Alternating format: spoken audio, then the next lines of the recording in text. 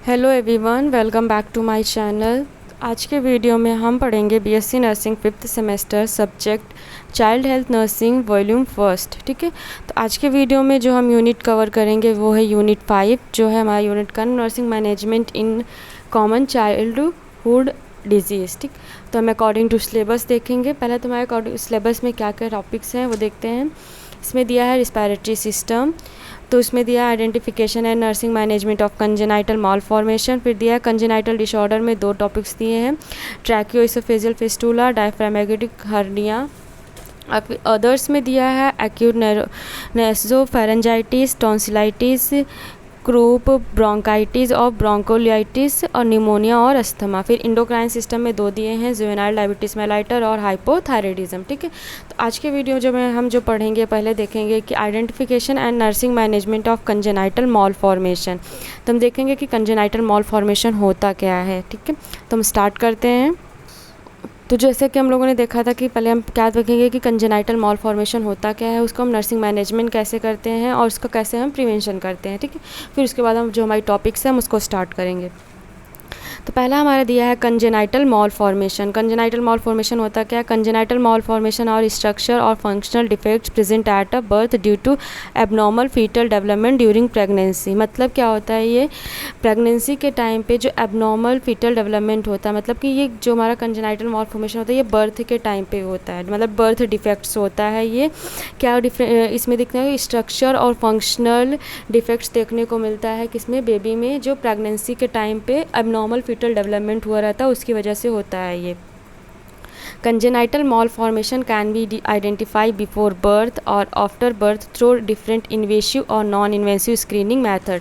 मतलब जो congenital malformation है हम उसको आइडेंटिफाई कर सकते हैं कैसे, बिफोर बर्थ के और आफ्टर बर्थ में, किसके थ्रू, इन्वेसिव और नॉन इन्वेसिव मेथड के थ्रू, स्क्रीनिंग के थ्रू। ठीक है, और नेक्स्ट क्या है, early identification and proper nursing care are important to reduce complication and improve the child quality of life. मतलब क्या है, इसमें अगर हम अर्ली आइडेंटिफिकेशन कर लेते हैं प्रॉपर तरीके से तो हम जो हमारे कंजेनाइटल मालफॉर्मेशन या फिर जो भी कॉम्प्लिकेशन आ रहे हैं हम उसको क्या कर सकते हैं, रिड्यूस कर सकते हैं। ठीक है, तो यही होता है हमारा कंजेनाइटल मालफॉर्मेशन के जो बर्थ के टाइम पे एबनॉर्मल फीटल का डेवलपमेंट होता है ड्यूरिंग प्रेगनेंसी, उसी की वजह से कुछ डिफेक्ट्स आते हैं स्ट्रक्चर और फंक्शनल में।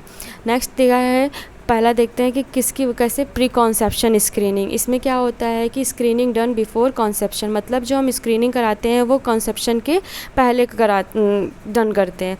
इसका पर्पस क्या होता है कि identify parents at a risk of passing disorder to child. मतलब हम इसमें आइडेंटिफाई कर सकते हैं कि कोई भी डिजीज़ या फिर कोई रिस्क जो चाइल्ड में पास तो नहीं हो रहा है, या फिर डिटेक्ट करते हैं हेरिडिटी डिजीज़ को। ठीक है, नेक्स्ट हमारा दूसरा है पेरी कॉन्सेप्शन स्क्रीनिंग। इसमें क्या होता है, screening done during conception at early pregnancy. ये प्रेगनेंसी के मतलब अर्ली प्रेगनेंसी के टाइम पे स्क्रीनिंग कंप्लीट होता है। इसमें क्या क्या मेथड यूज़ करते हैं, जैसे कि हम प्रेगनेंसी के टाइम पे अल्ट्रासाउंड यूज़ करते हैं फॉर मतलब डाउन सिंड्रोम्स के लिए दिया है, क्रॉनिक विलस सैम्पलिंग का मेथड यूज़ कर सकते हैं, या फिर हम अमीनोसेंटेसिस का यूज़ कर सकते हैं। नेक्स्ट हमारा है थर्ड, इसमें नियोनेटल स्क्रीनिंग। नियोनेटल स्क्रीनिंग में क्या होता है, screening done after in newborn. जब ये क्या होता है, न्यूबॉर्न के टाइम पे स्क्रीनिंग होती है। इसका पर्पस क्या होता है कि जो हमारा मॉर्टेलिटी और फिर मॉर्बिडिटी रेट होता है उसको क्या करना है, रिड्यूस करना। अर्ली डायग्नोसिस एंड ट्रीटमेंट, मतलब कि अगर हम न्यूबॉर्न के टाइम पर अगर उसको तुरंत डायग्नोसिस कर लेते हैं तो उसका हम ट्रीटमेंट भी तुरंत स्टार्ट कर सकते हैं। नेक्स्ट हमारा एग्जांपल में जैसे हियरिंग स्क्रीनिंग कर सकते, हियरिंग स्क्रीनिंग प्रॉब्लम है, या फिर मेटाबॉलिक डिसऑर्डर स्क्रीनिंग है, इंडोक्राइन डिसऑर्डर स्क्रीनिंग। ये होता है हमारे तीन टाइप्स के थे, प्री कॉन्सेप्शन, पेरी कॉन्सेप्शन और नियोनेटल स्क्रीनिंग। ठीक है, अब देखते हैं कि nursing management of congenital malformation. अगर नर्सिंग मैनेजमेंट क्या होता है, क्या गोल्स होते हैं कंजेनाइटल मालफॉर्मेशन के। तो पहला हमारा गोल्स क्या होता है, असेस एंड मैनेज सिम्टम्स। हम असेस करते हैं जो भी डिफेक्ट्स हुआ है और उसको सिम्टम्स को हम क्या करते हैं, मैनेज करते हैं। नेक्स्ट दिया है प्रमोट ग्रोथ है डेवलपमेंट, हम उसको ग्रोथ और डेवलपमेंट को क्या करते हैं, प्रमोट करते हैं। नेक्स्ट है इंश्योर प्रॉपर न्यूट्रिशन और prevent complication, educate parent and family. मतलब हम ये सारे ये हमारा गोल होता है किसका, कंजेनाइटल मालफॉर्मेशन का, नर्सिंग मैनेजमेंट। ठीक है। नेक्स्ट हमारा दिया है नर्सिंग इंटरवेंशन। तो नर्सिंग इंटरवेंशन हम कब करते हैं, जब हमको पता चल जाता है कि कंजेनाइटल मालफॉर्मेशन हुआ है या फिर ये डिफेक्ट्स या फिर ये सारी चीज़ें प्रॉब्लम आती हुई हैं, तब हम करते हैं नर्सिंग इंटरवेंशन। तो इसमें हम पहला क्या देखते हैं, परफॉर्म न्यूबॉर्न असेसमेंट।